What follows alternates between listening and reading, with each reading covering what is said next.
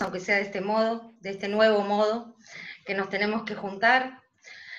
En primer lugar, bueno, un agradecimiento, como siempre, a Tunlu, a toda la comisión directiva, en particular a Juan, que cada iniciativa que llevamos siempre es aceptada. Hemos contratado esta plataforma para poder comunicarnos, para poder vernos de algún modo.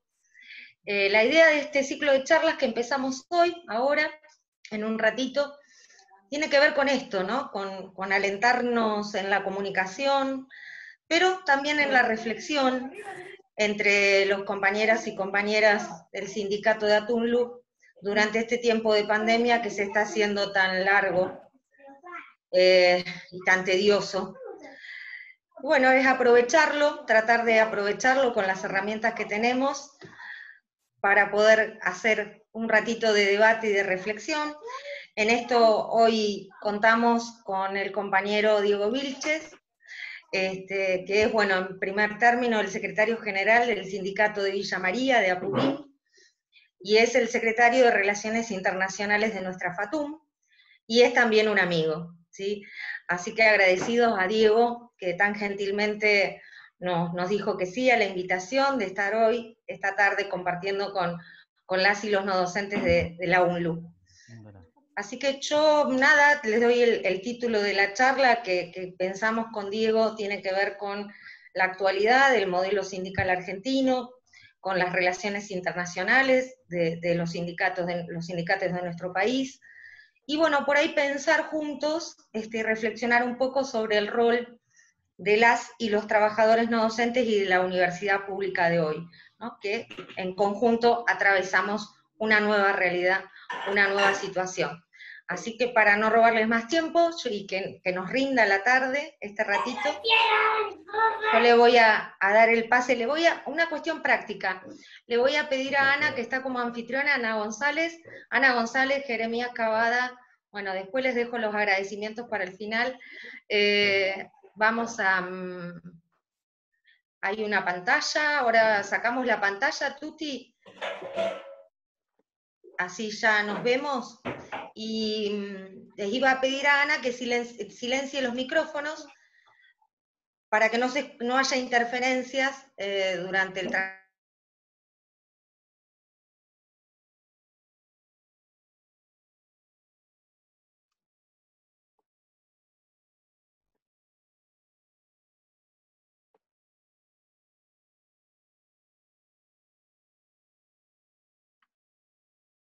Me quedó el audio silenciado, ahí lo abrí de nuevo, no sé por qué razón. No sé hasta lo último que escucharon, pero nos íbamos a tener todos con los micrófonos silenciados. Yo también quedé silenciada. Y bueno, le estaba dando el pase a Diego para arrancar con esta charla. Bien. No escuchaba, Cari, perdón. Buenas tardes, compañeros, compañeras. La verdad, en primer lugar, agradecerles la invitación. Siempre es un gusto poder compartir espacios de discusión, de debate, que también son espacios de la lucha cotidiana que tenemos los trabajadores y las trabajadoras. Agradecer la invitación a ustedes, al sindicato, en especial a Juan, a Cari, a Daniel, de poderme invitar como dijo Cari, a pensar juntos. ¿Sí? Soy trabajador no docente, como siempre decimos los dirigentes, somos trabajadores en un rol de responsabilidad, pero seguimos siendo trabajadores, y en este caso trabajadores no docentes. Por eso la idea es poder pensar juntos sobre esto del título, largo el título, parece título de congreso académico, pero vamos a tratar de desmenuzarlo. Como dijimos de pensar juntos, la mecánica es tirar algunos disparadores sobre algunas cuestiones, donde ustedes tengan dudas o quieran, me frenan, lo charlamos, lo debatimos, no hay ningún inconveniente. Esa es un poco la idea y la mecánica de esta tarde. O sea, con mate de por medio, una charla entre compañeros y compañeras como si estuviéramos en una ronda en el sindicato. Así que esa es un poco la idea de esta tarde. En primer lugar, contarles que qué es lo que hace la Secretaría de Relaciones Internacionales o qué es lo que es la FATUN en el ámbito de las relaciones internacionales, más que qué es lo que hace la Secretaría de Relaciones Internacionales. La FATUN tiene una representación, digamos, como sindicato de, digamos, de segundo grado, o en este caso, el sindicato de primer grado, son ustedes, en este caso ATUNLU, la federación, el ámbito federativo es un sindicato de segundo grado. Nosotros estamos representados a nivel internacional por lo que sería un sindicato de tercer grado de los trabajadores de la educación superior, sería la CONTUBA. La CONTUBA es la Confederación de Trabajadores Universitarios de las Américas. Ahí hay 23 organizaciones de 19 países, que van desde México hasta Argentina, ¿sí? Incluyendo Brasil también, por eso no decimos Latinoamérica. A su vez, la CONTUBA nos representa a todos los trabajadores universitarios de las Américas en el ámbito de la ISP. Lo voy a llenar de siglas, ¿sí? Pero es para que podamos entender. La ISP es la Internacional de Servidores Públicos. En la Internacional de Servidores Públicos están nucleados todos los trabajadores y trabajadoras que hacemos algún servicio desde el Estado. Educación, municipios, tributarios, judiciales, los que prestan el servicio del agua, que acá en Argentina, bueno, lo hemos tercerizado, pero en otros países no, y así sucesivamente. Todo, hospitales, todo aquello que se preste como un servicio público desde el Estado, está representado dentro de la ISP, es la Internacional de Servidores Públicos. En ese sentido, digo, la Internacional de Servidores Públicos tiene regionales, ¿sí? Con representaciones regionales, que a su vez, digamos, tienen representaciones hacia abajo, como ya le dije, en lo que es CONTUBA. Entonces, ATUNLU, FATUN, CONTUBA, ISP.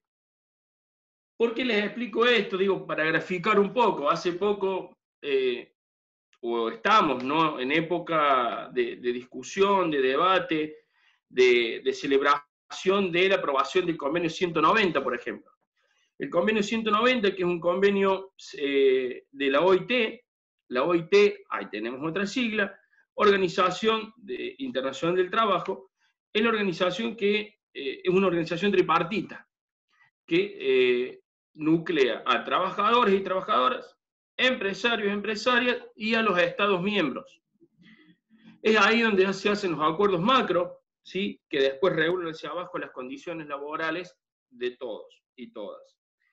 Este convenio, que fue aprobado el año pasado, ¿sí?, nosotros desde FATUN, por eso le hice de abajo hacia arriba, estuvimos representados en OIT, por todo este hilo de representación que les describí antes. Es decir, que cuando nos preguntamos cómo la federación está representada en los ámbitos internacionales y cómo desde el trabajo de base, yo como trabajadora de base, llego hasta esos lugares, es a través de ese hilo de representación. ¿Sí? Muy aristotélico lo que les acabo de explicar, de abajo hacia arriba, de arriba hacia abajo. Ese es el ámbito de representación que nosotros tenemos. Una vez dicho esto, ¿qué es lo que nos ha marcado en este camino? Digo, eso en el ámbito de la representación sindical. En el ámbito de la representación también estamos representados en los ámbitos de la educación, ¿sí? En los ámbitos, por así decirlo, de la discusión del sistema universitario, que ahí Dani después nos podría dar un pantallazo, porque es él el que está, que es en los ámbitos de la IESALC. IESALC, o sea, todo lo que se hizo con la CRES, eso es un ámbito de representación también, en donde estamos metidos en la discusión, y es un ámbito que no hace mucho en donde empezamos a participar.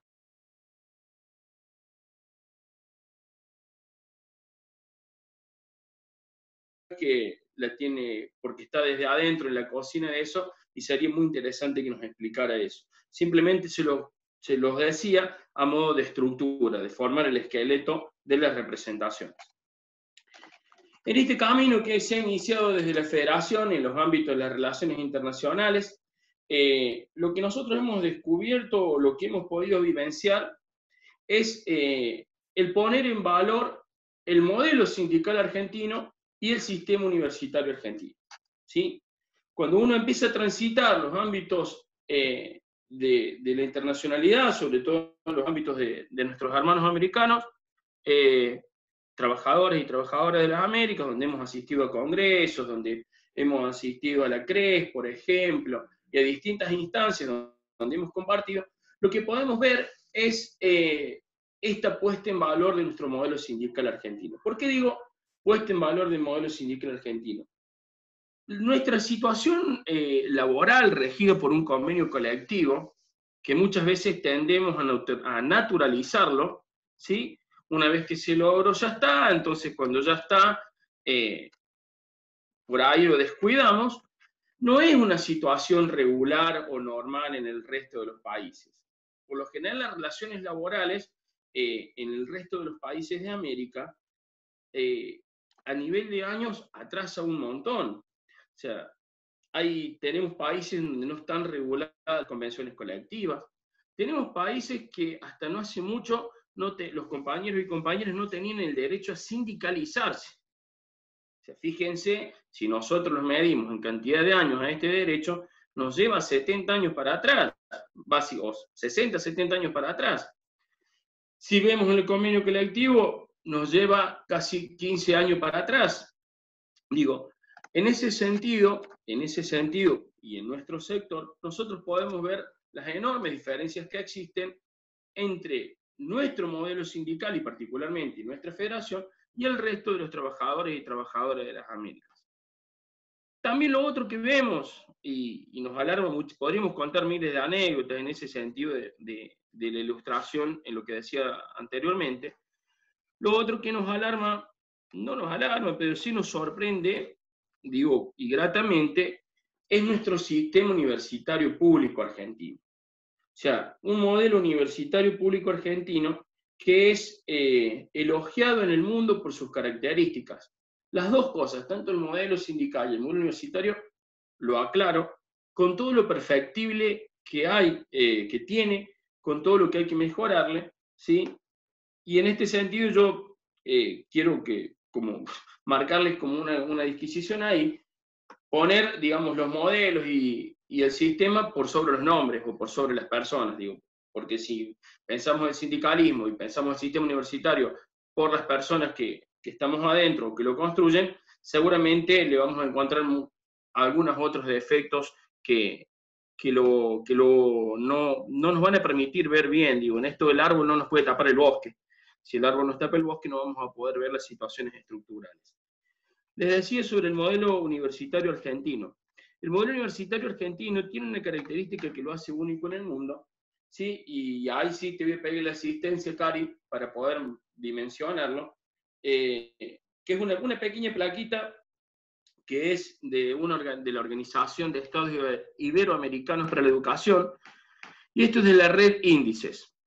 Esta plaquita que podemos ver acá, ¿sí? Esta filmina, como diría en nuestra época, nos demuestra la participación del sector privado, fíjense el título, la participación del sector privado en la matrícula de cada país.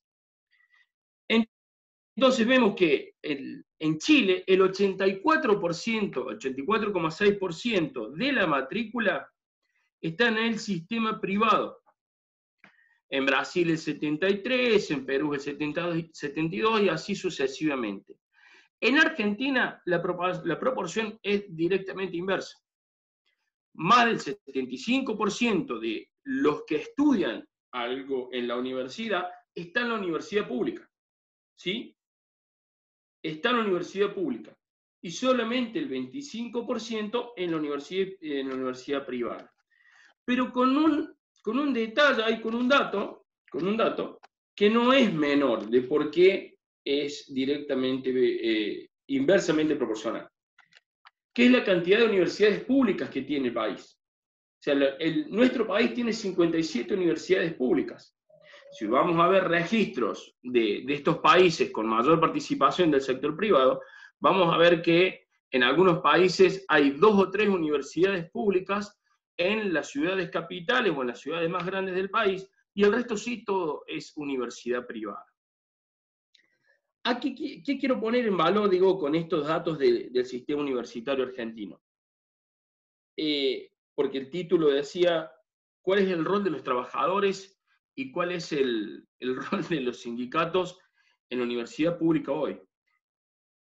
Precisamente, nosotros tenemos un modelo universitario público que es modelo para el mundo, y como dije antes, tenemos un modelo universitario que, sobre todo en los últimos años, ha llegado a la regionalidad, con universidades nacionales regionales, como es el caso de la mía, Villa María.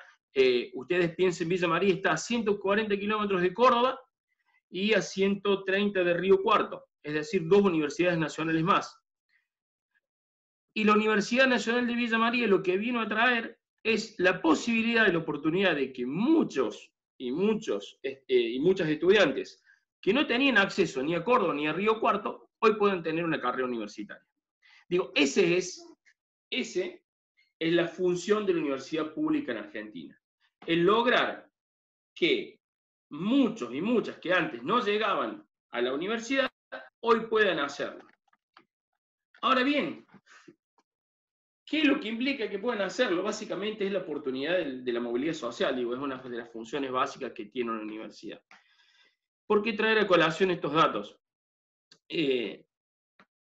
Nosotros como trabajadores y trabajadoras creo que tenemos muchas veces, no sé si podemos magnificar el lugar que tenemos o que la universidad nos brinda. Muchas veces nosotros hemos logrado, gracias a la lucha de quienes nos antecedieron en federación, a muchos de los que hoy son compañeros míos de mesa ejecutiva, condiciones laborales y salariales que nos permiten pensar en políticas de crecimiento, ¿sí? Cuando nosotros pensamos en las modificaciones de nuestro convenio, cuando nosotros pensamos en la profesionalización que tiene nuestro sector a través de una carrera como la licenciatura en gestión o la tecnicatura en gestión, cuando nosotros pensamos en las distintas diplomaturas que nosotros, que desde Federación se dan hacia los trabajadores y trabajadoras, estamos pensando en políticas de crecimiento. Pero eso también nos otorga un rol de responsabilidad.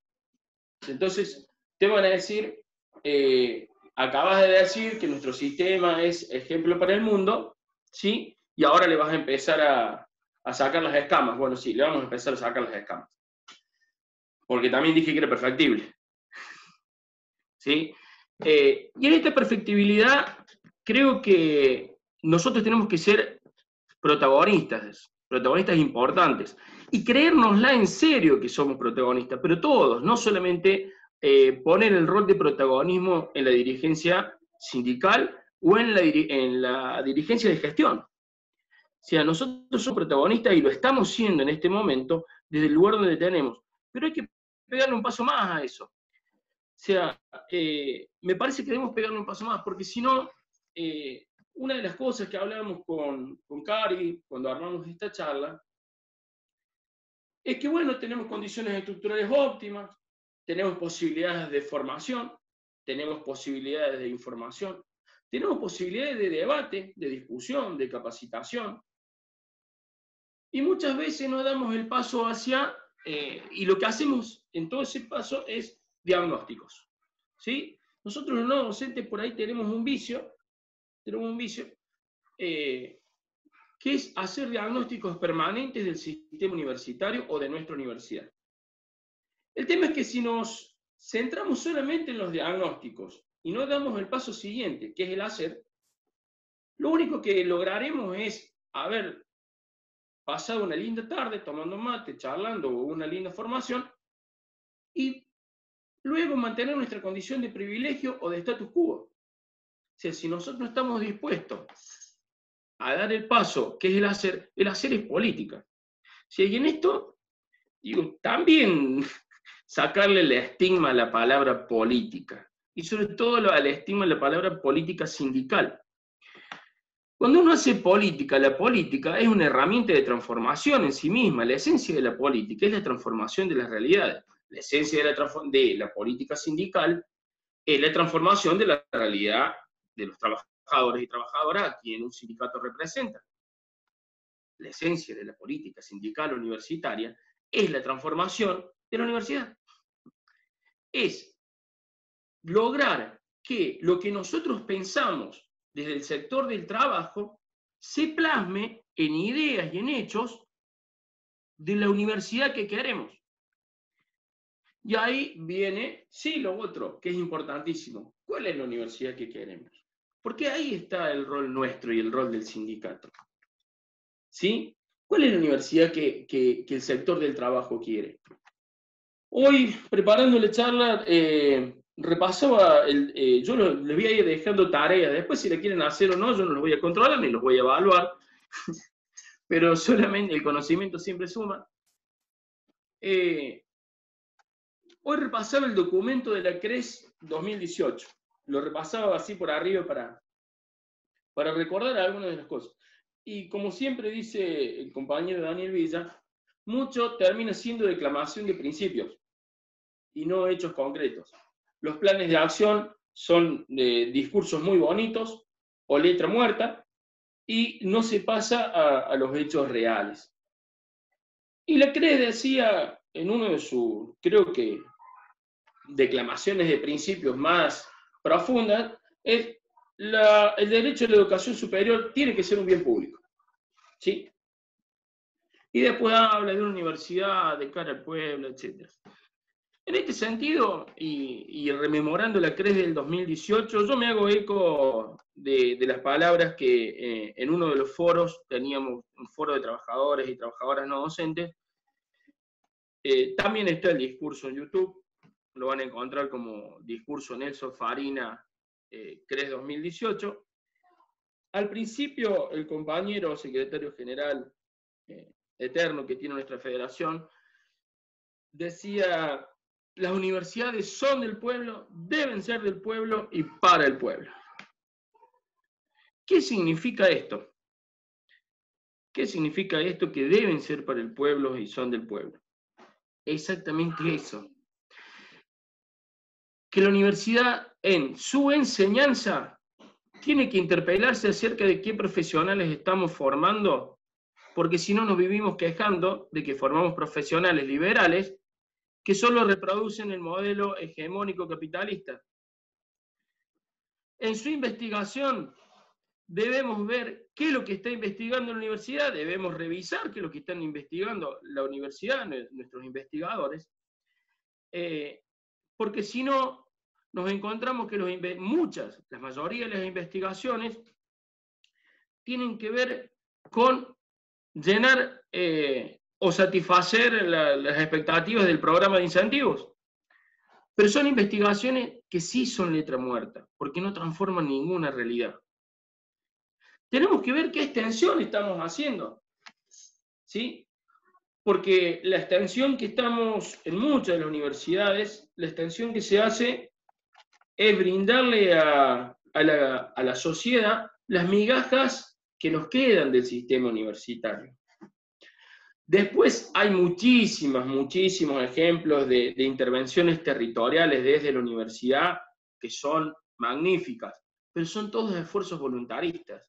Muchísimas investigaciones que han transformado la vida del país, de la sociedad, pero siguen siendo no una cuestión de un proyecto, siguen siendo cuestiones aisladas, no programadas, no articuladas.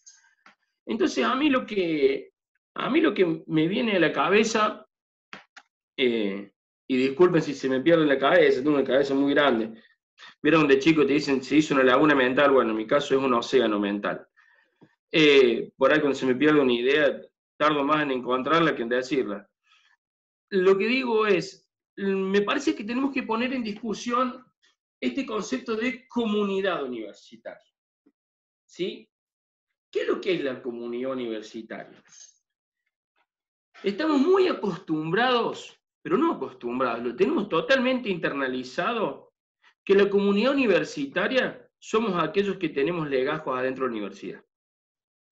Los docentes, los no docentes, los y las no docentes, la gestión y los y las estudiantes. Esa es la comunidad universitaria para el sistema universitario argentino. Entonces me parece, y a la luz de algo que pasó el 1 de marzo de este año, cuando se abrían las sesiones ordinarias del Congreso, el presidente, entre tantos anuncios que hizo uno que creo que nosotros nos tiene que abrir el ojo. No creo que tiene que abrir el ojo. Nos tiene que poner en perspectiva más que en perspectiva. O sea, dejar de llorar sobre la leche derramada y, como le dije antes, pasar de la declamación de principios, del diagnóstico a los hechos. El presidente anunciaba que va a poner en discusión la ley de educación superior. ¿Sí? Y me parece que ese es el espacio donde nosotros tenemos la oportunidad de poder hacer, la oportunidad de poder transformar desde el sector del trabajo. Entonces vuelvo a la pregunta, ¿cuál es el rol que tenemos como trabajadores y trabajadoras en el ámbito de la universidad? Es pensar en esta oportunidad que se va a abrir, la universidad que queremos, pero no la que queremos como trabajadores de la ULU, trabajadores de Villa María, o lo que queremos desde el sector del trabajo. No, pensar la universidad desde el sector del trabajo, pero que necesite el país. Las universidades tienen que estar articuladas a un proyecto de país. Tenemos que investigar. Digo, un ejemplo que me acuerdo siempre que decía, que ponía Alberto en campaña, lo pude escuchar en Villa María. Alberto decía, hoy tenemos una de las reservas de litio más importantes del mundo, pero no tenemos ingenieros capacitados o quien sea, o todo el conjunto, para desarrollar la industria del litio. Entonces, ¿qué hacemos? Mandamos el litio para afuera y después compramos las baterías. O sea, esto que es un problema histórico en Argentina, se podría resolver desde la universidad. Digo, es la universidad la usina de conocimiento, pero la universidad no puede ser la usina de conocimiento para la reproducción de la desigualdad social. La universidad tiene que ser la usina de conocimiento para la solución y la distribución de la riqueza. La universidad tiene que usar el conocimiento para el bienestar común. No puede ser la comunidad universitaria la que goce solamente de los beneficios de la universidad. La que goce de los beneficios de la universidad. Entonces este lema que nosotros, los trabajadores nucleados y trabajadoras nucleadas en FATUN, decimos hasta el hartazgo de unidad, solidaridad, organización, me quedo ahora en la parte de solidaridad. La solidaridad no puede ser solo entre nosotros y nosotros. La solidaridad es con el resto de los sectores del trabajo también. Y me parece que un acto solidario, vuelvo a decirlo, y disculpe que sea tan insistente, la solidaridad es asumir responsablemente esta tarea de poder poner en discusión la universidad que el pueblo argentino necesita. Si ustedes me preguntan, y no concluyo todavía, les voy a dar algunas cuestiones, voy a decir una de las primeras conclusiones que puedo decir cuál es el rol del trabajadora universitaria del sistema público argentino, es poder transformar la universidad para una universidad que le dé respuestas al pueblo en serio. Y la ley, ¿por qué es la oportunidad la ley? Porque las reformas siempre tienen que ser estructurales, si no son parches. Si las reformas no son estructurales, son parches que dan respuestas parciales a determinados sectores con intereses muy mezquinos. ¿Y por qué los trabajadores tenemos que hacer hincapié en la ley de educación superior? Básicamente porque no existimos. No podemos transformar una realidad desde un lugar que nos invisibiliza. Entonces acá les doy otra tarea. El que encuentre la palabra trabajadora, no docente, miren, le doy 2 opciones, 3. o no docente en la ley de educación superior en menos de 5 minutos o se acuerde, tiene premio. No existimos. Si algo no se nombra, no existe. Eso es de manual. Digo, cuando nacemos nos ponen un nombre. Y a los que no tienen nombre le ponen NN. ¿Sí? O sea, lo que no se nombra no existe, es invisible. La ley, fíjense lo perversa que es en algún punto, que habla de derechos y obligaciones de docentes, derechos y obligaciones de estudiantes, pero nosotros no. O sea, nosotros no tenemos ni derechos ni obligaciones en la ley. Entonces, cuando decimos la transformación de las realidades, la primera realidad que tenemos que transformar es la ley, porque esa transformación de la ley nos va a llevar a una mayor participación, no en los hechos la tenemos, porque la universidad se mueve por nosotros, básicamente, pero una transformación real, Miren, muchas veces en este tiempo hemos visto y hemos participado en innumerables charlas virtuales y te llegan documentos. ¿Cómo será la nueva normalidad? ¿Cómo será la pospandemia? Yo creo que claramente la nueva normalidad traerá nuevas reglas de relaciones personales, nuevas reglas sanitarias. Habrá cambios, seguramente habrá cambios de estructura, estaremos más alejados en algún escritorio que otro. Si el que fuma y prende el cigarrillo y se prende fuego las manos es por el exceso de alcohol en gel. Digo, puede llegar a pasar muchas de esas situaciones. ¿Saben lo que no va a cambiar si nosotros no nos ponemos las patas en remojo, como se diría? Lo que no va a cambiar son las relaciones de poder.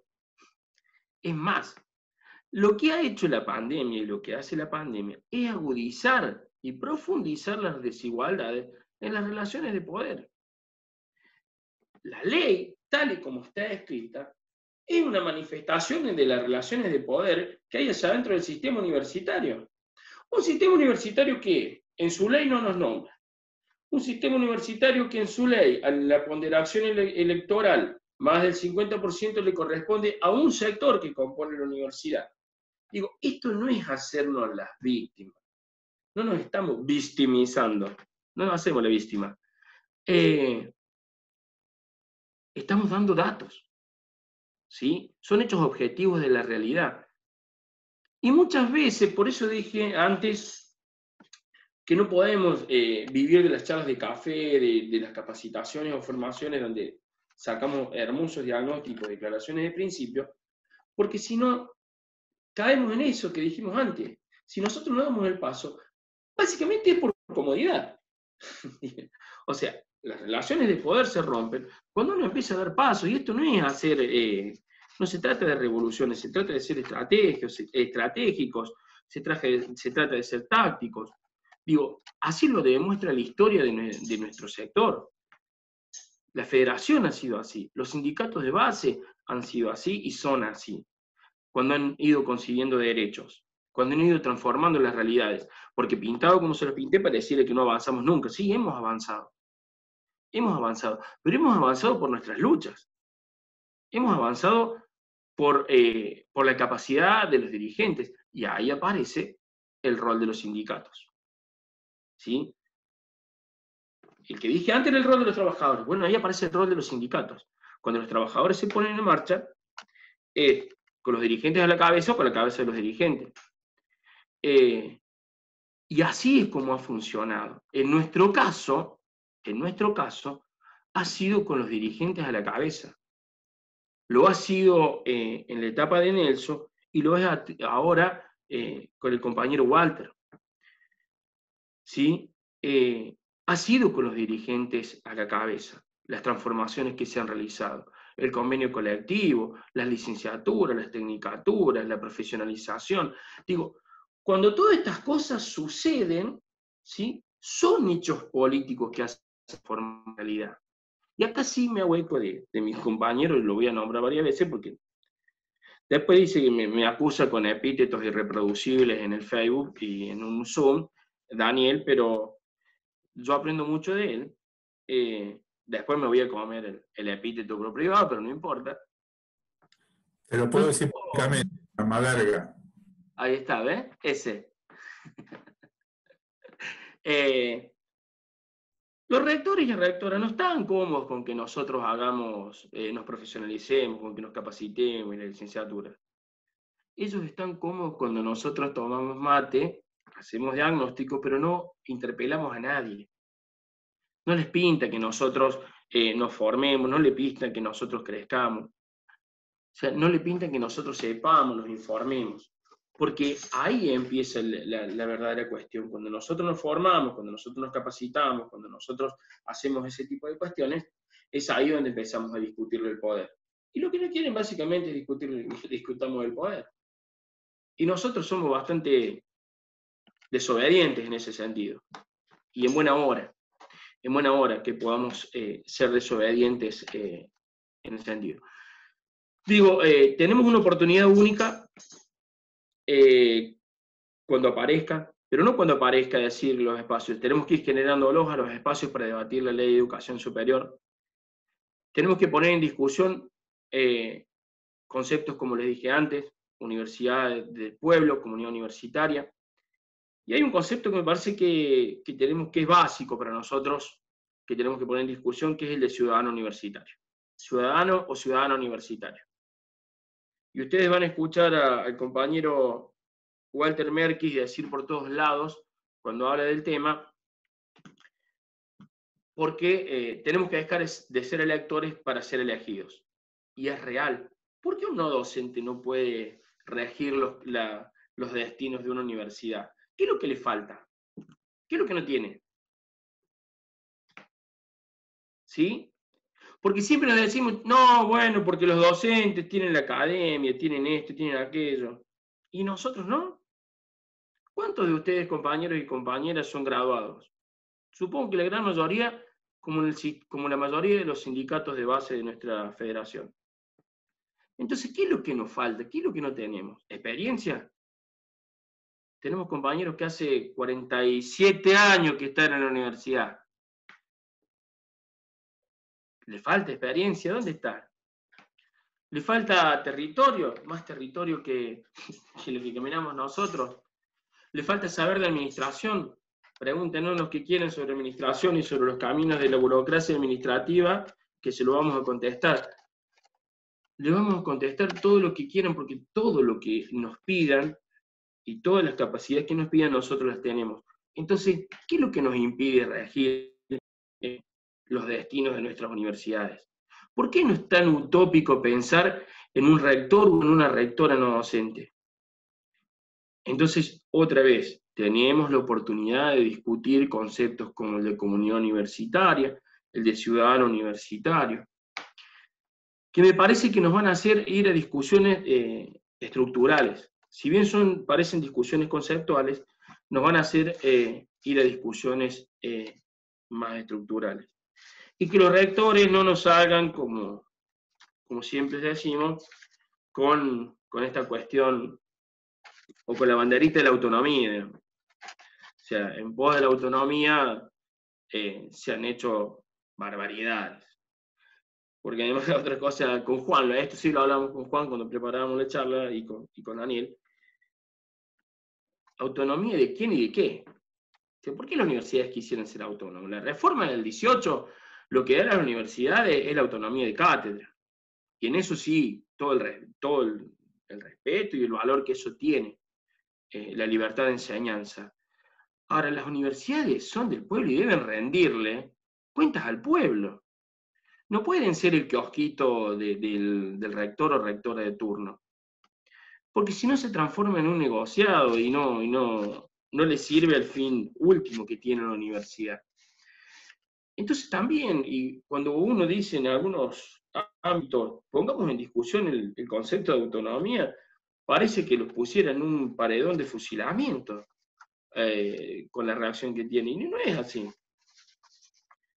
Pongamos en discusión el concepto de autarquía.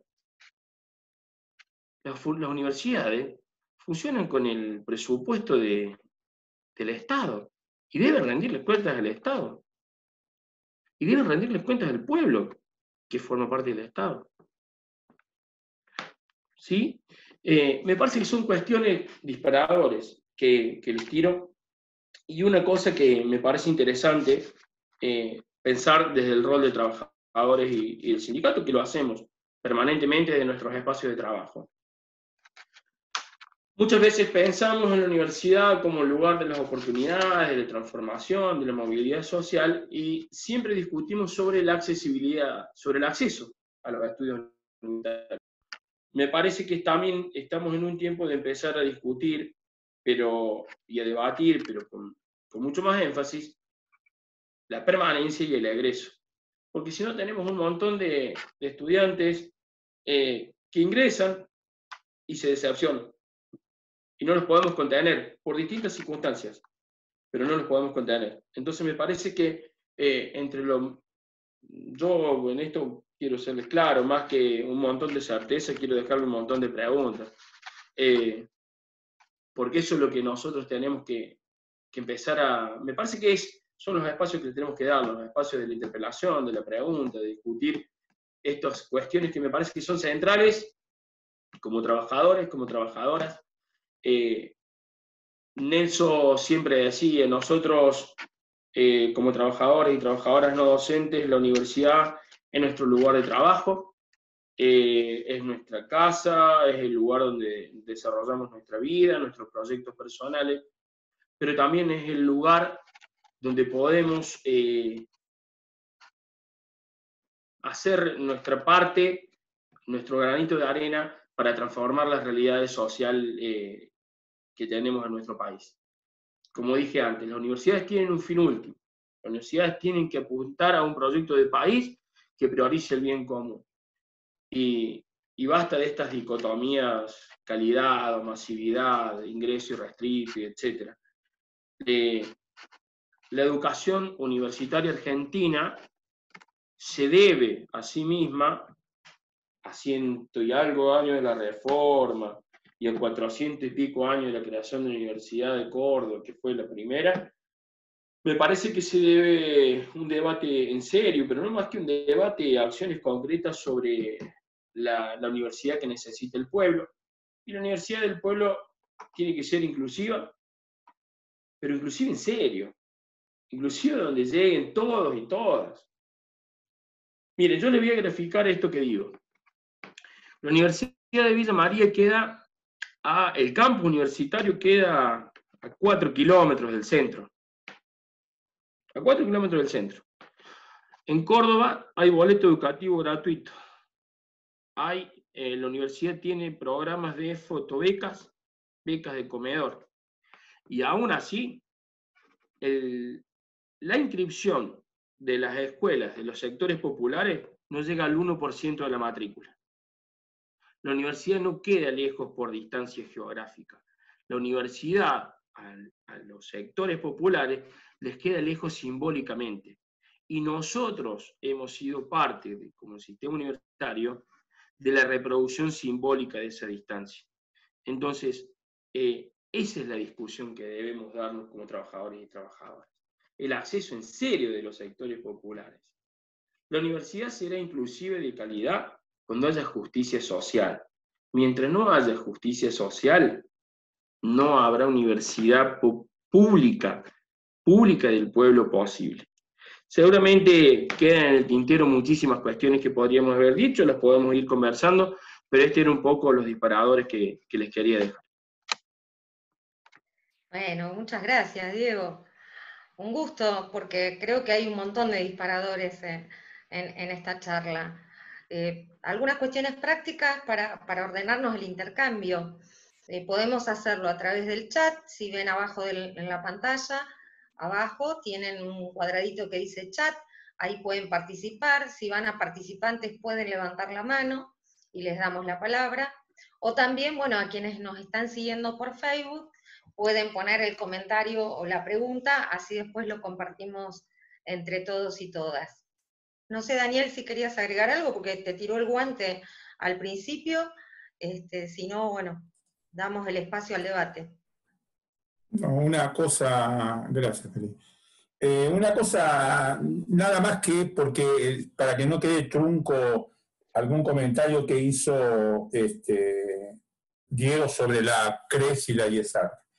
Él a lo largo de toda su charla marcó dos cosas que para nosotros son dos ejes importantes. Uno es la solidaridad y otro es la visibilización del trabajador y la trabajadora no docente.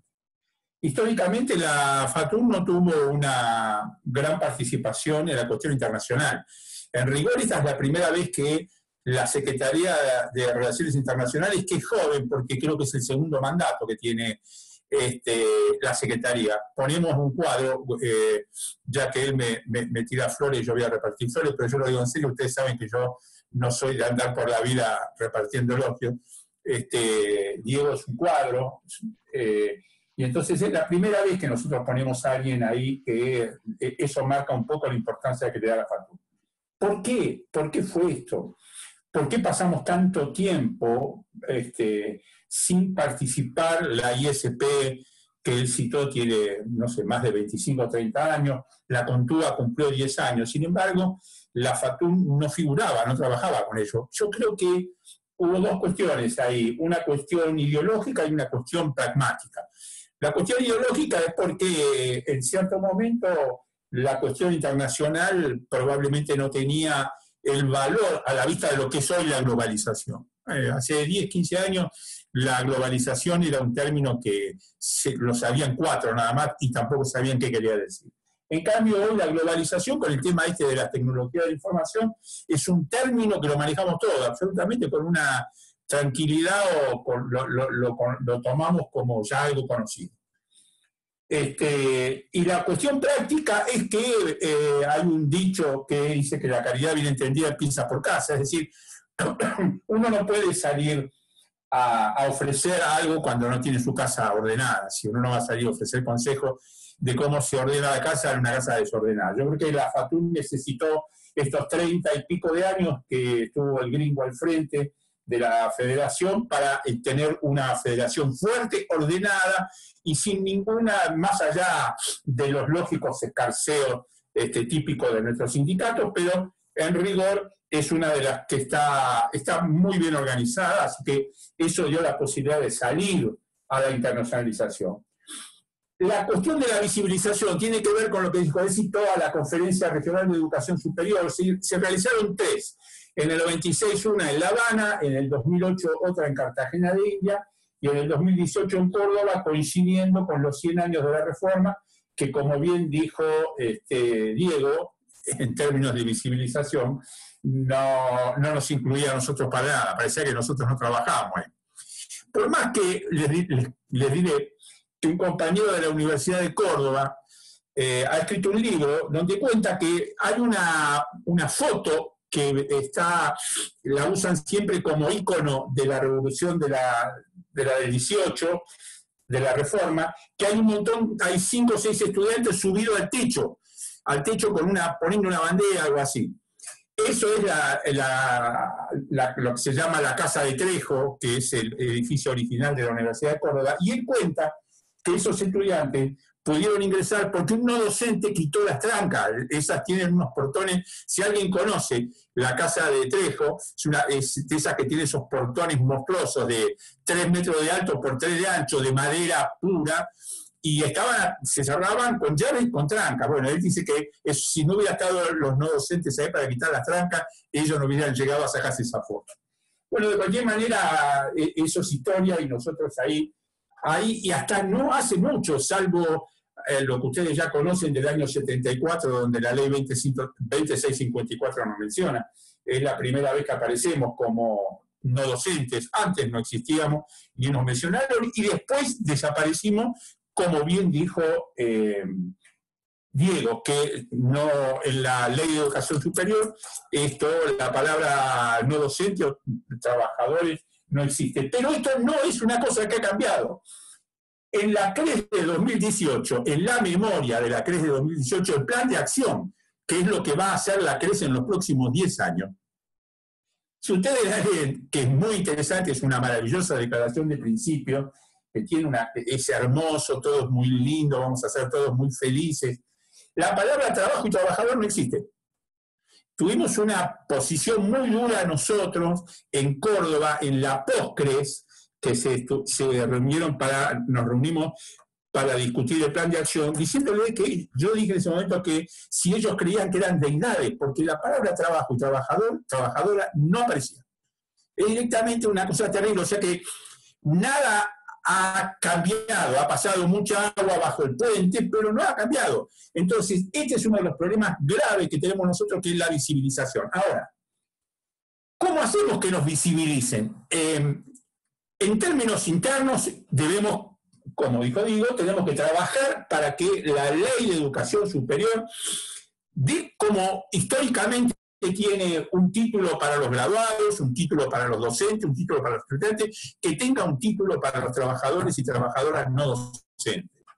Y que acepten llamarnos como nosotros nos queremos llamar, no docentes con mayúscula y todo junto, no como si alguien ha leído el protocolo que aprobó el SIN de regreso a las aulas o al trabajo, nos citan en todos los lugares como no docentes, pero no docentes en minúscula y separado. Bueno, ya por lo menos nos joden con personal de apoyo y todas esas estupideces como aquí si apoyáramos a alguien nosotros. Decía entonces que el término visibilización nos llevó a una lucha muy importante en el ámbito de lo que fue la CRES, porque además ese es una actividad propicia para que se reúna una organización que se llama Enlace, que es el espacio latinoamericano y del Caribe de instituciones de educación superior. Es decir, se reúnen todas las instituciones de educación superior, en eso hay un montón de asociaciones, el Grupo Montevideo que nuclea un montón de universidades del Cono Sur, el Grupo de Centroamérica, el Grupo del Caribe. Bueno, ahí nosotros los trabajadores, tanto docentes como no docentes, no figurábamos. Hasta el año 2018, que se produce el encuentro de la CRES en Córdoba, nosotros no figuramos. A partir de ahí nos sentamos pacientemente para que los trabajadores no docentes, en nuestro caso la FATUN, y los docentes que están con ADUM, SINACHE y FEDUM, con la histórica, obviamente entenderán que no va a estar en eso ni ninguna otra de esas cosas. Ahora estamos todos incluidos ahí y nos sentamos con ellos a discutir política universitaria. Ahora, ¿por qué eso? ¿Qué tiene sentido eso? Sí, tiene mucho sentido. Porque esa es la forma que nosotros vamos a lograr que nos visibilicen, que somos una parte importante de la comunidad universitaria. Por eso es que nosotros, como le gusta decir a la gente ahora, si bien la palabra no la entiendo demasiado, hemos cambiado nuestro paradigma respecto de lo que es la participación a nivel internacional. Por eso la importancia de la Secretaría de Relaciones Internacionales. Nosotros tenemos que estar presentes en cada uno de los encuentros que hay en las organizaciones que nuclean a las instituciones de educación superior. Y solidaridad en otro caso. ¿Por qué solidaridad? Porque cuando empezamos a trabajar internacionalmente, y eso también lo dijo Diego, vimos las carencias que tienen nuestros compañeros de Latinoamérica. En realidad, nosotros somos un rara avis en términos de derechos sindicales, inclusive frente a países que son muy avanzados en legislación laboral, como es el Uruguay. El Uruguay es uno de los países que históricamente está mentado como uno que tiene un gran desarrollo en legislación laboral y en defensa de los derechos de los y las trabajadoras. Sin embargo, los compañeros de las dos universidades que tiene Uruguay, que es la Universidad de la República y la del Hospital de Clínicas, no tienen convenio colectivo. Ellos no tienen convenio colectivo. Ellos tienen un convenio colectivo para la administración pública. Pero no llegaron a lo nuestro para nada. Y no les cuento lo que dijo Diego. Estuvimos presentes en una fiesta que los panameños tiraban pito, matraca y bombo, porque después de 10 años les permitieron hacer el sindicato. No que convenio colectivo, ni la madre que lo trajo al mundo. No podían sindicalizarse porque ellos estaban caracterizados como acá nosotros llamamos tacanas, los milicos que no se pueden sindicalizar. Bueno, a ellos les pasaba lo mismo. Entonces los tipos no podían tener sindicato. 10 años les llevó a esos tipos.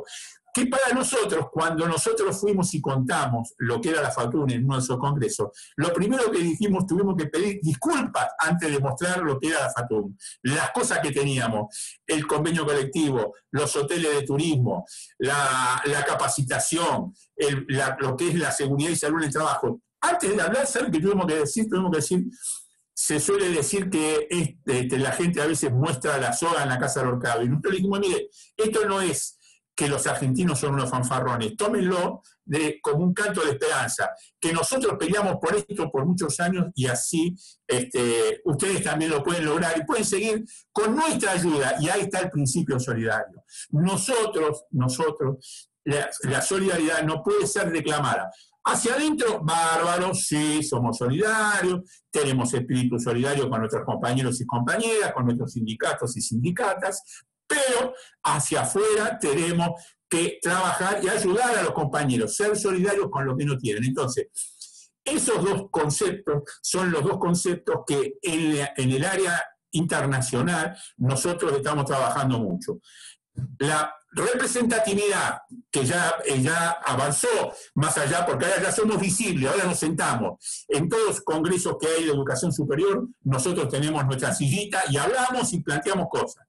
Y la solidaridad, que es el concepto que le estoy diciendo, de socializar todos nuestros conocimientos para que nuestros compañeros puedan entrar en la lucha de la misma manera que entramos nosotros y se tropiecen menos veces con la misma piedra.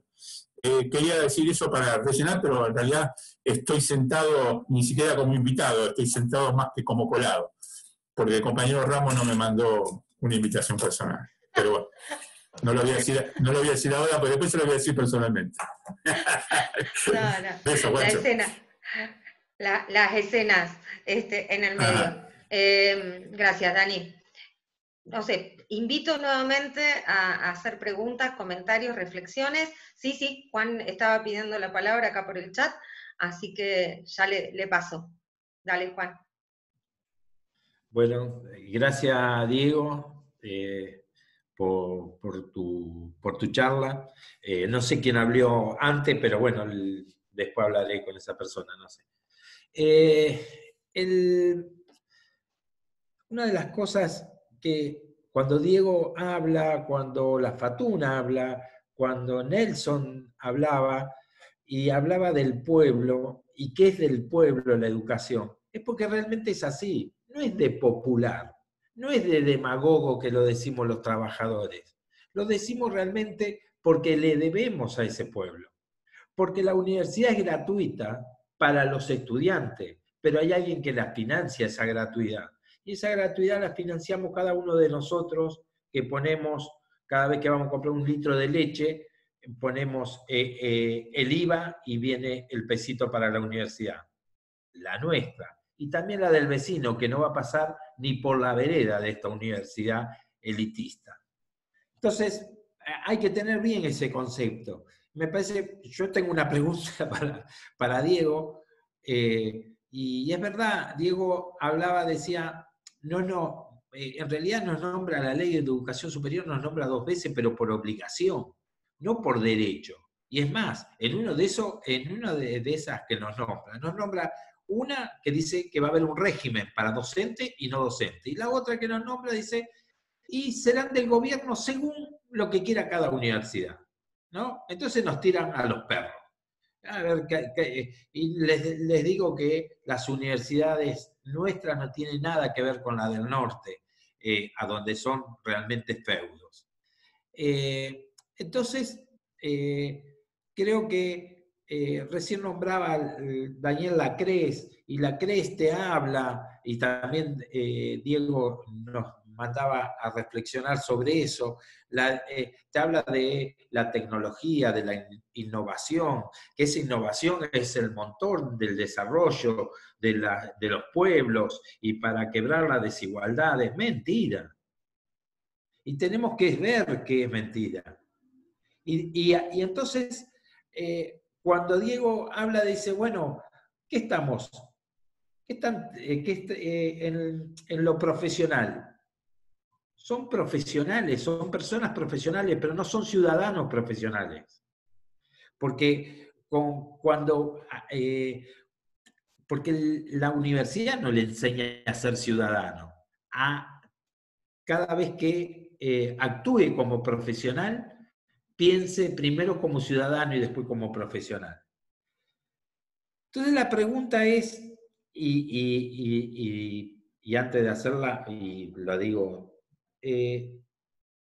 a nosotros, cuidado que nos digan, y nosotros somos partícipes de esa trampa, cuidado que nos digan, bueno, a ver, la autonomía responsable, y ya restringe la autonomía, ¿cómo puede ser eso? Y nosotros defendemos la autonomía, autarquía a morir. ¿A quién estamos defendiendo? ¿Qué privilegio estamos defendiendo? Nos están usando. Y realmente, entonces si volvemos a quién financia y a quién banca la universidad, tenemos que volver a decir, ¿qué hemos hecho con la autonomía todos estos años? No hablo del 18, vamos a hablar de estos últimos 30, 40 años de democracia. ¿Qué hemos hecho con la autonomía? Y hemos hecho desastre. Algunas cosas han salido bien, pero han salido bien a través de investigadores o pero son solitos, no es la política de la universidad, no es la política de la educación superior. Entonces en la reforma, más allá de que nosotros vamos a pelear para que haya más trabajadores no docentes en los consejos superiores y en los poderes de decisión, que como decía Diego y como lo decimos nosotros varias veces, no nos asusta ser rectores, porque la gestión la hacemos todos los días. A ver, hoy tenemos un economista en la universidad, como La Pola. El título de economista, ¿qué le dio? ¿Qué le enseñó sobre gestión universitaria? Nada. Y nosotros tenemos gente de 30, 40 años, nos hemos capacitado, hemos esforzado, no andamos pidiendo cosas sin pelarnos primero la cola. Entonces, el tema es, ¿cómo sería, Diego, cómo te imaginás, Diego, pelear con esa autonomía? ¿Cómo te imaginás la letra de esa ley?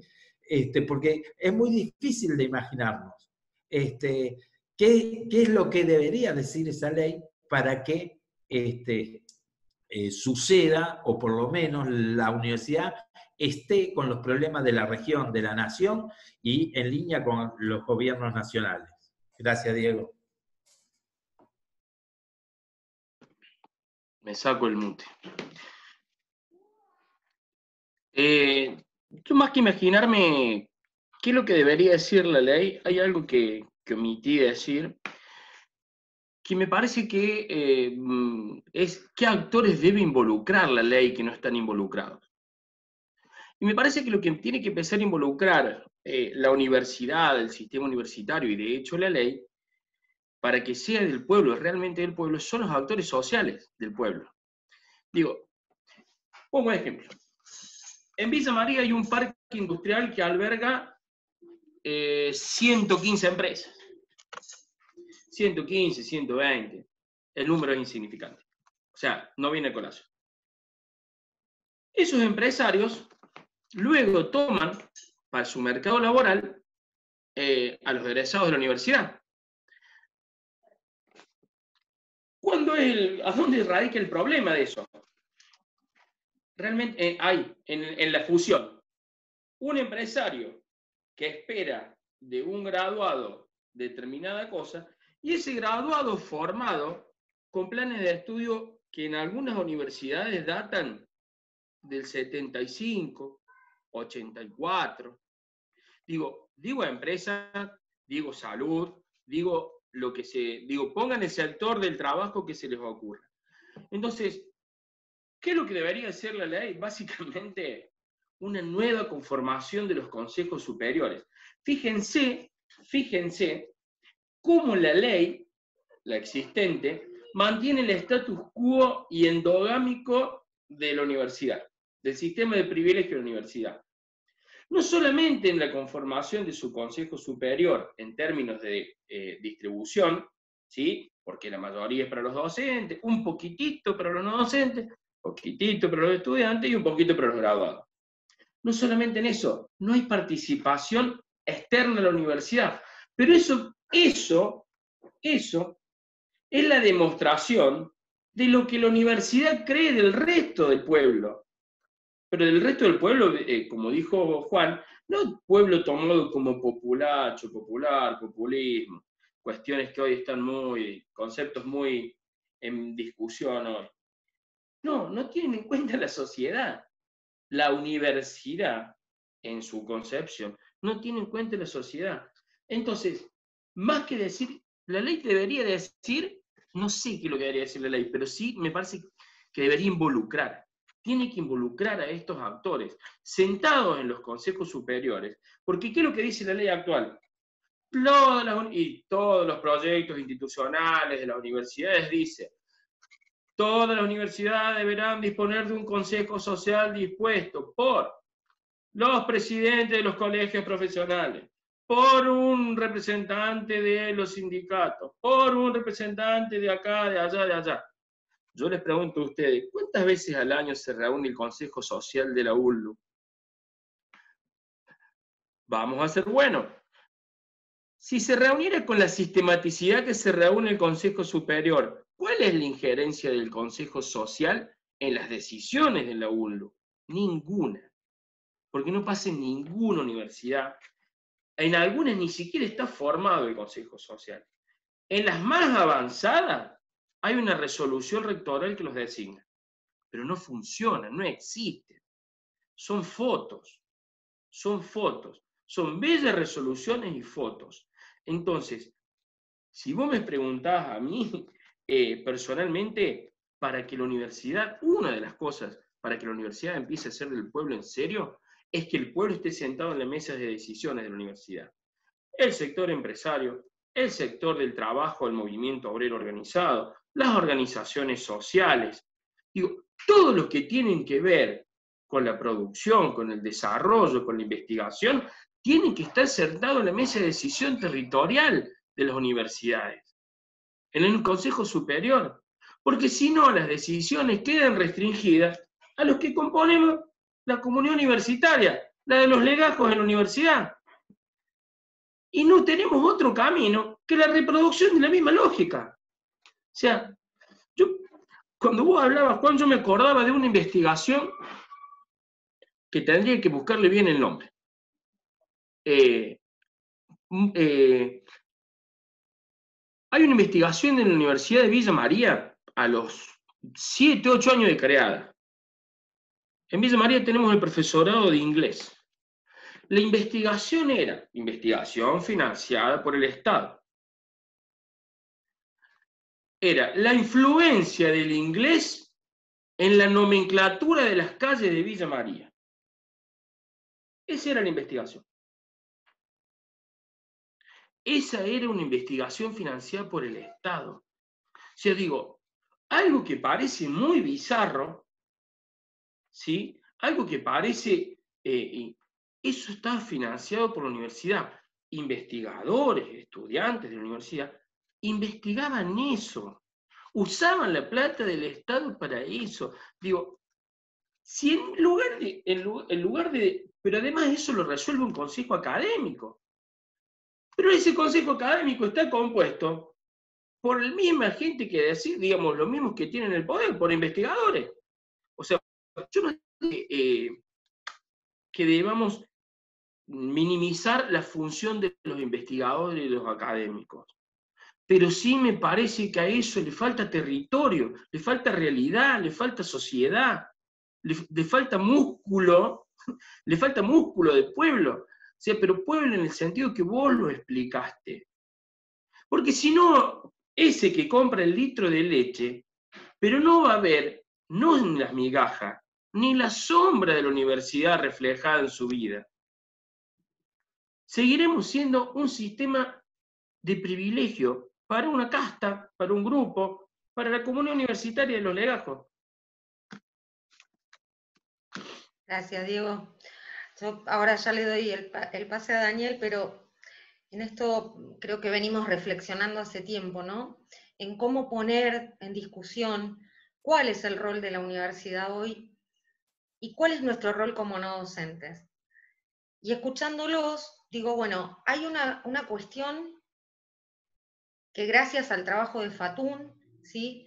Creo que hoy está resuelta, que es esta participación en lo macro, ¿no? En la discusión en cada reunión sobre el sistema de educación superior, en cada organización, ¿sí? Hoy estamos los no docentes siendo visibilizados, como decían ustedes, y solidarios también con los compañeros del resto de América Latina, que tienen realidades totalmente divergentes. A ver, están muy lejos de nuestras conquistas, y creo en esto de ser solidarios con ellos y mostrarles el modelo a seguir, que no es más que el de la lucha, el de la calle, que ya lo conocemos.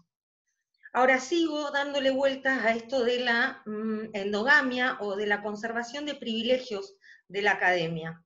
A ver, esto de la autonomía y la autarquía, lo vengo repitiendo, es el paraguas sobre el que se escudan muchísimos privilegios. Y el mayor es la conservación del poder.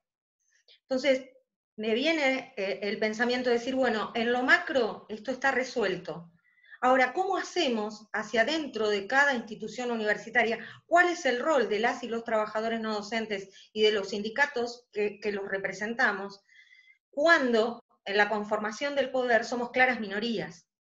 Digamos, ¿cuál debe ser nuestro rol? Porque lo que te voy a decir, digo, no te es ajeno, y lo digo a los compañeros mucho menos, cada vez que hemos intentado, que estamos cerca de algún acuerdo de reforma, hay un repliegue automático de las fuerzas de privilegio para mantener esta conservación del poder. Nosotros, algunos lo saben, otros no, estuvimos hace 2 años, 3 años, 4, muy cerca de conseguir una reforma del estatuto que hiciera una distribución del poder mucho más real, más justa, más equitativa, y la consecuencia es la distribución del presupuesto, claramente. Y cuando estábamos cerca de ello, hubo un repliegue de un sector, del sector que tiene más del 50% de las decisiones, de los votos para las decisiones. Entonces me viene la pregunta, no tengo la respuesta, no sé si saldrá, pero decir, bueno, ¿cuál es el rol de nosotros, las y los no docentes, que en la mayoría, en todas las universidades, y en algunas ni siquiera lo son, somos una clara minoría en el cogobierno? No sé, Daniel, si querés ahora, si Diego quiere decir algo al respecto, dejo abierto el debate, ¿no? La pregunta, no tengo la respuesta. Yo quería, no voy a decir algo mío, pero quiero decir algo que nosotros planteamos en ocasión de la CRES 2018, que es el pensamiento de la FATUN, y que está escrito, no lo voy a leer tal cual está, porque eso es el pensamiento de la FATUN. Nosotros hacemos un documento respecto de la situación de la universidad en ese momento, y entre otras cosas citamos lo que yo les dije recién, citamos la ley 2654 de Tayana como una introducción para pedir una nueva ley. Y decimos que esa ley, además de permitirnos la integración del gobierno universitario, decimos, al mismo tiempo promovía desarrollar actividades científicas y de enseñanza académica para superar las diferencias entre el trabajo manual y el trabajo intelectual. Una frontera cultural parecida por las y los trabajadores y trabajadoras no docentes que prejuiciadamente eleva en la escala de valores al personal académico en relación a las labores del resto de los y las trabajadores universitarios. Argumento limitante para que los y las no docentes estemos fuera de las decisiones políticas del gobierno de las instituciones universitarias. Esto en cuanto a el papel que nosotros creemos que tienen que tener los trabajadores universitarios. Y al mismo tiempo decíamos que proponíamos la sanción de una nueva ley que garantice hacia afuera, ¿verdad? Que garantice una universidad que se constituya en una herramienta de permanente transformación social, cultural y política, con capacidad para operar atendiendo a las demandas del pueblo. Entiéndase, por tanto, que las universidades son del pueblo que las sostiene y, por consiguiente, debemos propender a generar acciones concretas para que esto se haga efectivo y quede contenido en una planificación conjunta como política de Estado, articulando universidad, país, provincia, municipio, organizaciones sociales, sindicales, empresariales, etc. Esta es la postura nuestra que, por lo que podrán ver, no, digamos, no solo no tiene por qué variar, sino que es lo que nosotros venimos persiguiendo desde hace muchos años, quizá lo vamos a seguir persiguiendo. Pero ese es el pensamiento de FATUN en cuanto a lo que tiene que ser una ley de educación superior y cuál es el papel de los trabajadores y trabajadoras no docentes en el marco de la comunidad universitaria.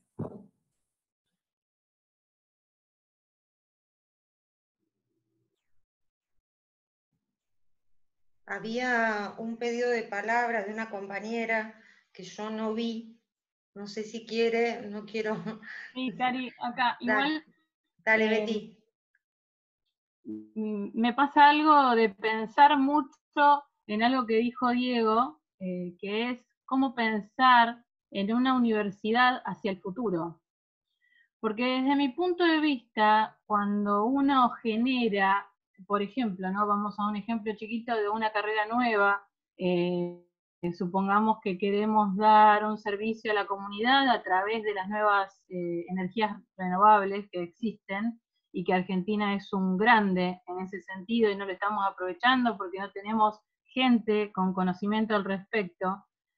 ¿Cómo hacer para ponerse de acuerdo, ¿sí? A tener un plan de acá a un futuro inmediato, pero también lejano? Sabemos que tenemos que hacer mucho énfasis en ciertos lugares para que la producción del país se genere a más escala y para poder mejorar, y eso también es una devolución a la sociedad, porque no solamente la extensión o ciertos aspectos que ustedes estuvieron nombrando son lo que, de la manera que le podemos devolver a la sociedad. Y otra cosa que me hace ruido, en realidad no me hace ruido, sino que pienso mucho en ello, es que tal vez en Argentina se tenga que empezar a pensar en una manera de, entre comillas, obligar al egresado a devolver, en cierta manera, lo que se le dio gratuitamente, también entre comillas. Y quería saber, Diego, si en algún momento hubo alguna iniciativa de pensar entre todas las universidades en un plan estratégico nacional de la educación superior. Y una cosita más, que lo último que agrego es que cuando pensamos en educación superior, también es necesario volcar lo que estamos pensando hacia los niveles de abajo, porque no solo la deserción se da por la falta de recursos materiales, sino que muchas veces, a veces la deserción se da por la falta de recursos que se le ha podido dar al alumno en los niveles inferiores. Bueno, nada, eso. No sé si se entendió. Sí, compañera. La segunda parte la entendí. O sea, si la pregunta era si hay alguna planes estratégicos pensados a nivel del sistema universitario, a nivel nacional. Se me vienen dos respuestas. La primera, pensar un plan estratégico del sistema universitario nacional supone una política articulada de todo el sistema universitario, y ahí es claramente donde aparece otra vez la autonomía universitaria, pero ya la autonomía de cada universidad. Porque además, nuestro país, esto parece una obviedad, tiene un territorio muy vasto, muy extenso, y las universidades nacionales tienen sus particularidades, con lo cual pensar un plan, que sería un plan federal estratégico, creo que el primer impedimento es esas particularidades. Y la segunda cosa, yo voy a parecer muy antigestión, ¿no? Y lo soy, no que no lo parezco. Me gusta articular, pero me parece que ellos cumplen un rol, definen sus intereses, y nosotros otros. Ellos piensan en una universidad y nosotros en otra. Y el plan estratégico es una de las herramientas, quieren llevarlos a términos marxistas, o no, pero ha sido una de las estrategias que han tenido de distracción las gestiones, digamos. Los planes estratégicos terminan siendo un hermoso bodoque de letra que después nadie cumple, digamos. O sea, nos hacen pensar, reflexionar. Nosotros acabamos de pasar por un proceso de planificación estratégica y créanme que después de la planificación estratégica, que ya tiene 1 año y medio, en donde nosotros los no docentes tuvimos participación y no nos podemos quejar en eso, donde pudimos llevar la voz a través de focus group, de foros, charlas, debates, comisiones, etc. Todo lo que dijimos quedó escrito, pero nada se ha modificado. Digo, por eso la idea de una planificación estratégica no sé si es la adecuada para pensar el sistema universitario. Parece que el sistema universitario tiene que pensarse, al menos en lo que yo creo, en los caminos que manifesté antes, en lo que decía Daniel, que la FATUNA expresa. La universidad debe repensarse a sí misma, digo. Y vuelvo al inicio de la charla, es decir, ¿cómo un sistema universitario que es modelo para el mundo tiene que repensarse? Sí, porque ha sido, la universidad ha sido el sistema de reproducción de desigualdades en nuestro país. Pero esto no es porque un capricho ideológico. Esto no es un capricho ideológico, porque también ustedes podrían pensar que es un capricho ideológico. No, digo, esto basta o sea, pensémonos nosotros mismos, ¿sí? ¿Cuántos de nosotros o nosotras tuvimos acceso a la universidad o a algún cercano, ya ni nosotros? Vamos a ampliarlo, vamos a hacer más bueno. ¿Cuántos de nosotros o nosotras, los familiares, amigos, lo que nosotros creamos, de circunscribir, cuántos tuvieron acceso a la universidad en los 90? En los 80. Acceder a la universidad, al menos en Villa María, era como acceder a la Coca-Cola de vidrio. Era ir al cumpleaños nada más. La universidad era algo muy utópico. Muy utópico. El acceso a la universidad era utópico. Digo, vuelta a lo mismo. La universidad puede quedar en la esquina de tu casa, pero si simbólicamente queda lejos, queda lejos. Y queda lejos por todas estas prácticas. Y a la pregunta que hacía Cari, estuvimos cerca, estuvimos ahí. Yo creo que otra vez, nosotros,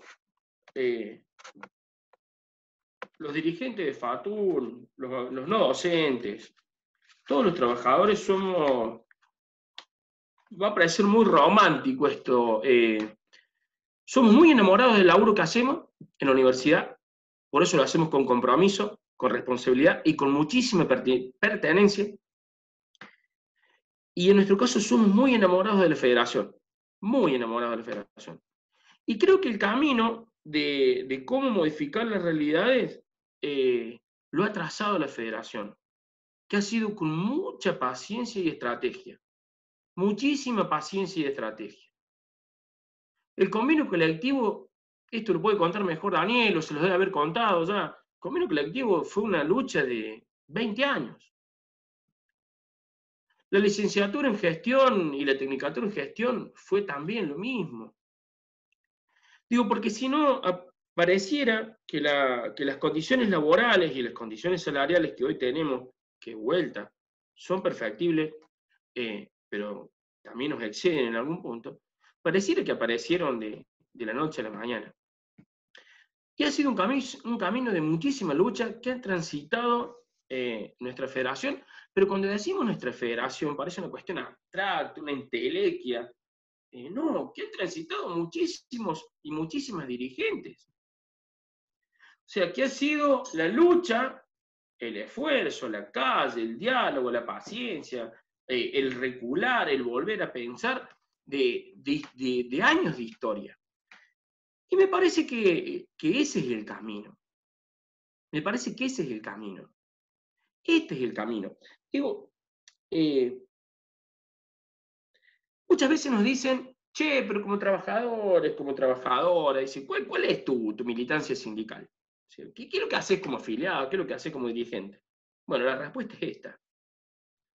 Viernes 7 de la tarde, discutiendo cómo podemos mejorar la universidad pública en favor de nuestro país. Esa es la tarea. Podríamos estar muy piola mirando Netflix o jugando con nuestro perro, no sé, abrazando un peluche, si quieren. Pero la tarea comienza en estos espacios. La tarea comienza en estos espacios de discusión, en estos debates, en el intercambio, en la pregunta, en la repregunta y en la recontra-repregunta. O sea, podemos tener el diagnóstico, podemos ver por dónde el camino, algunos ejes, algunas certezas, pero ustedes vieron que siempre quedan muchísimas preguntas y el cómo. Siempre el cómo. Siempre el cómo, sabemos el para qué, sabemos el por qué. Bueno, siempre necesitamos el cómo. Bueno, el cómo yo creo que es esto, lo que les decía antes. El camino es la paciencia en la lucha, la estrategia, redefinir una vez las estrategias, y esto lo uso con mis afiliados. El poder lo tienen ellos. Nosotros siempre tenemos la lucha, siempre tenemos el trabajo, siempre tenemos el compromiso. Entonces el poder hay que ir robándole de tajada, porque como dijo Cari, somos minoría. Cuando vos sos minoría no te podés comer el queso de una sola vez. Cuando vos sos minoría tenés que ir comiéndote el queso de tajada, de a poco, como lo hemos ido haciendo nosotros, los no docentes. Porque piensen en su sindicato y piensen en su situación como trabajadores, ya no docentes de toda la Argentina, no. Restrínjase a la UNLU. Piénsense en ese sentido ahora y 15 o 20 años para atrás. ¿Tenían los mismos derechos? ¿Tenían la misma construcción de poder? No, la fueron logrando con lucha, con paciencia, con estrategia y comiéndose el queso de a poquito.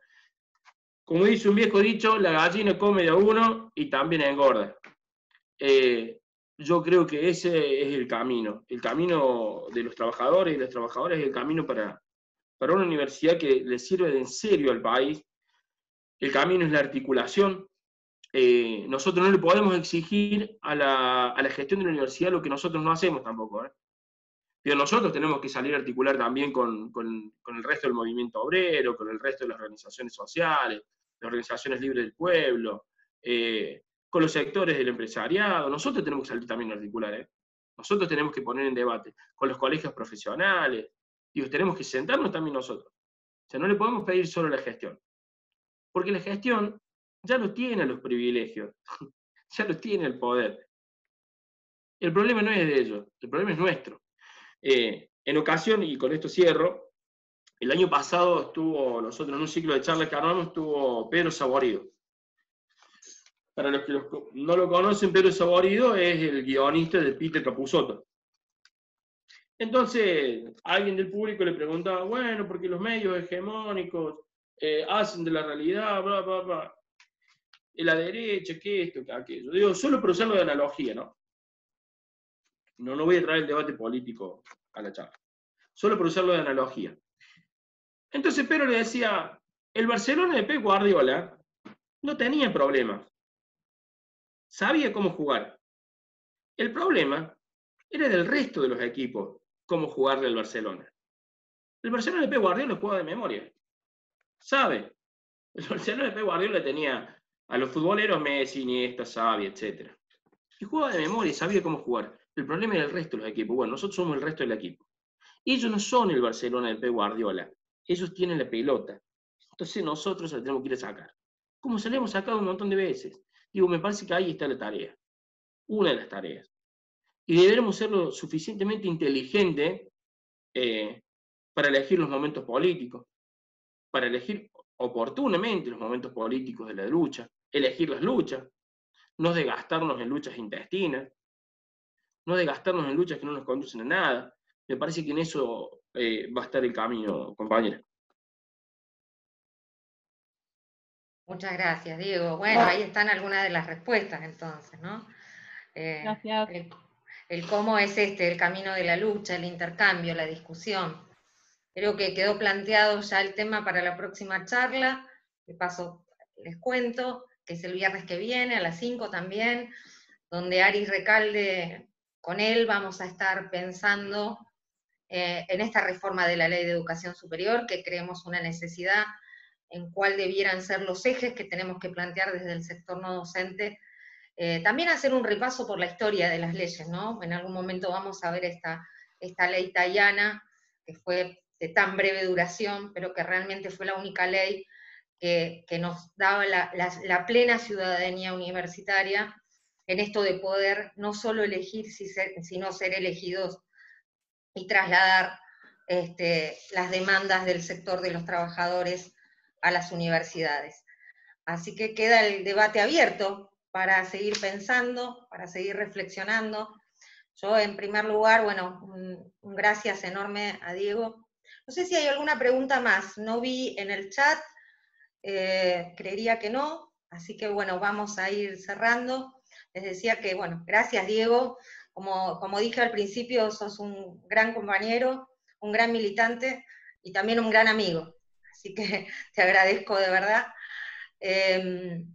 Por otro lado, también le quiero agradecer a Juan Manuel, el compañero Juan Manuel Fernández, que se tuvo que ir, tenía una tarea de cuidado que atender, que bueno, que nos dio una grandísima mano para poder incorporar esta herramienta y saber cómo utilizarlas y saber cómo llegar a la mayor cantidad de compañeras y compañeros en esta tarde.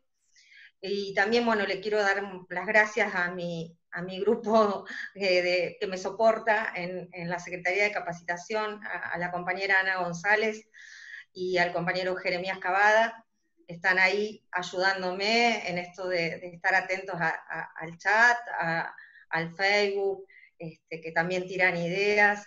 Ana recién me compartía en privado esto de que repensar la ley, creemos que es el marco siguiente para dar la lucha, y ahí debe estar nuestra participación, nuestra discusión, y también la decisión. Creo que eso está desde FATUN, y por eso estamos hoy acá, charlando e intercambiando.